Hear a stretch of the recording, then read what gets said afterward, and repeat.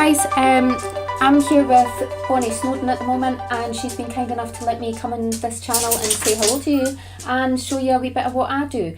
I'm just going to start drawing as I speak to you, and it may look quite familiar, but what I do involves a blending pen, which I know Bonnie doesn't use, and I'm going to talk you through how I use that to build up some layers and how to get some depth into your pet portraits. Now what I'm doing here, first of all, it starts very similar. So at the moment I'm using Clairefontaine paper. It's got a light texture to it, and I'm just starting to map in some of my darks. So the reason I do this is I'm just mapping out those shapes so that I don't lose them. I use a grid method and I've sketched this out, but as you work through, you still need something to go on. So I get those darks in first, and that's something I can work off. Don't worry too much at this stage about getting a massive amount of detail. It's about getting your shapes in there. So just get some shapes, start to get a little bit of texture here and there. If you notice any kind of loose hairs going about, get those in. This is more to stop me losing that. So I'm just going to map those in. And what's important at this stage is also to make sure you're going in the direction of the fur. All that becomes very important later on. You want the direction of the fur to look correct. The dog will look odd if you lose that. We've got some stray hairs going across the face as well, which are always really nice. I find when I do pet portraits, these little stray hairs are the things that bring it alive. You can have all your lovely colours in, you can get your shapes in, but if you don't have those little stray hairs round about, those are the things that can really make a difference to make it look real. No dog's perfect. Well, that's a matter of opinion, but no dog looks perfect. They have little flaws and little intricacies, and those are the things that make them unique and special, and those are the things that as a pet portrait artist you want to capture. So you don't just want it to look like a dog, you want it to look like a certain person's dog. So you want to capture all those little flaws, if you want to call them that. So little loose hairs and highlights, and sometimes they'll have little moles even on their face. You want to capture all that. That becomes what makes that pet that particular pet. Now I'm just looking at the direction here. As you can see, it's all swooping round and out, and there's a few little loose hairs that'll add a bit of realism.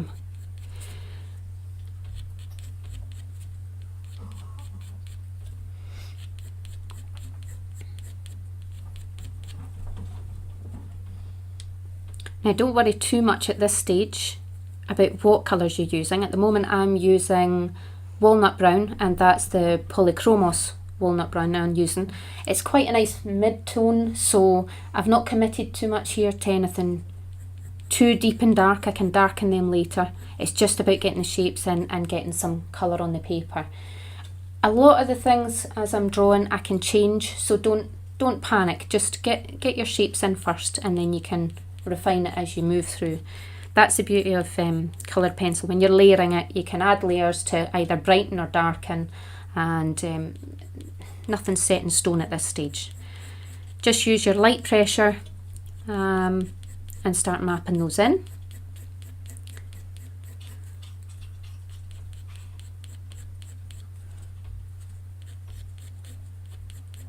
All of these can be darkened or toned depending on what you need later on, but just get the basic shapes in.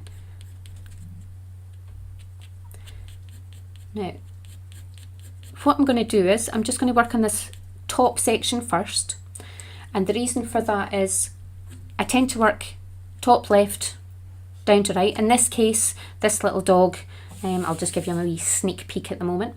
I had saved this ear till last to show you on this tutorial, but normally I would work top left down to bottom right, and it stops you smudging everything, so that's why I'm working this way. And I'm just going to do this top section first. The reason being, I'm going to be using a blender pen. Now it's the Derwent blender pen I use.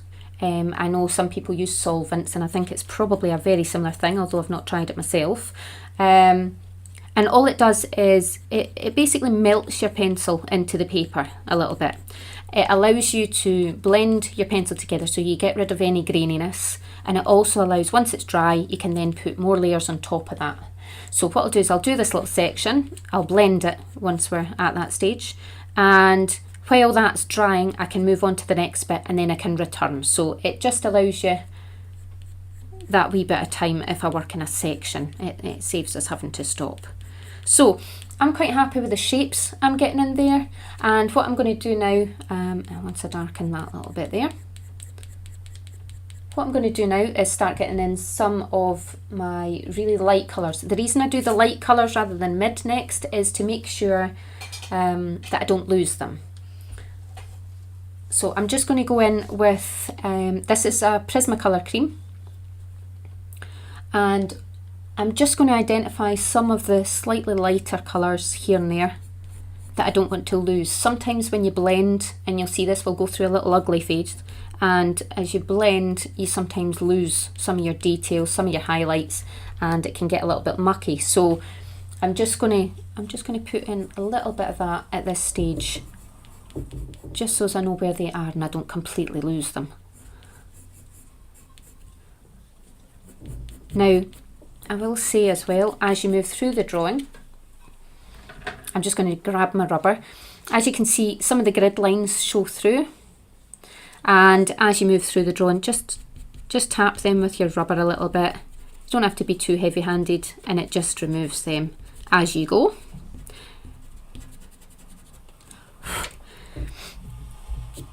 And actually, I should have brought my shaving brush. That's a great little tip I got from someone. A shaving brush to wipe over your drawing gets rid of all your little rubber shavings. So if you need to get a nice clean drawing from your rubber shavings, a shaving brush is a great thing just to get rid of those. So I've got some of my highlights in there. I'm going to just move on to the mid-tones. So as you can see, things move quite quickly with this method. The lovely Bonnie has come as an assistant with her brush, and she has something very fancy. So yeah, any brush like that, it's great. It stops you smudging your pencil, gets rid of all those rubber marks, without the risk of the grease from your hands getting on the paper, or making a mess. So what I'm going to do is I'm going to move on to some of the mid-tones before we blend. So I am now using the Burnt Ochre, and this is a Polychromos. Now I'll probably mention while I do this, while I'm getting all my mid-tones in, just to mention, Polychromos and Prismacolor are both lovely pencils. You'll see a lot of things on reviews and people debating which one's better and whatever. I don't think either is better. They both have their merits. So what I tend to do is I will use Prismacolor quite a lot where I want to really blend and get a lovely soft creamy colour. Prismacolor is a great blender, and it has some lovely colours. Polychromos, however, is a little bit harder, so I find the lead a bit harder, and what is great with that is you can get in with really sharp details. Sometimes Prismacolor, you can get detail, but you tend to find it breaks a little bit easier. It's a bit of a softer lead, so you can sometimes struggle there to get really fine details without breaking your pencil. So your Polychromos is probably the best for that. Now, as you can see, as I'm moving through this, I'm starting to just add in a wee bit more texture and detail there. And again, keeping with the direction of the fur, never go against that, unless you're doing little fine details where you want a stray hair going across or something like that. Other than that, stick with the direction, that's what you want.